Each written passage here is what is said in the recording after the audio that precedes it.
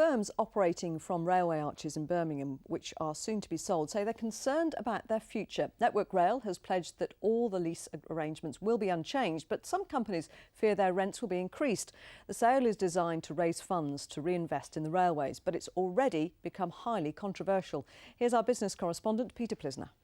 Look around the region and you'll find hundreds of different businesses hidden away under the arches. This wine bar's recently opened. Owner Chris Connolly loves his arch. It comes as a bit of a surprise when people come in here for the first time and hear the trains rumbling across the top. But arches like these are all up for sale and tenants are worried. Well, it's pretty obviously when you get a new landlord, he pops along there and he wants to put the rent up. And that's already been happening in some areas like London. Network Rail today told me that all existing agreements would be honoured by the new owners, but when those tenancies come to an end and there's a renegotiation of future tenancies, then the rents will be set according to what the market demands in whatever area those properties happen to be. But it's not just rent rises that are cause for concern in this set of railway arches. Businesses are also worried about HS2 and regeneration. This artist's impression shows what the area might look like. As you can see, the arches are full of bars and restaurants.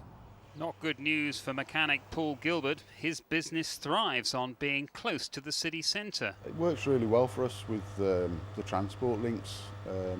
Customers are able to drop cars and get onto buses and trains very easily, so it does work very well. And that, according to property experts, is part of the reason they're all being sold. Very desirable because of its size. Close to 5,000 arches will be sold, which gives a company a lot of exposure across the country, some in very desirable locations.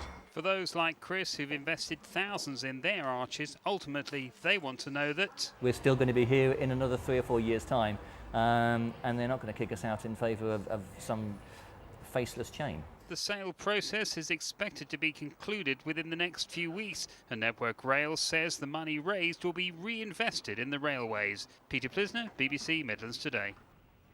It's so people like me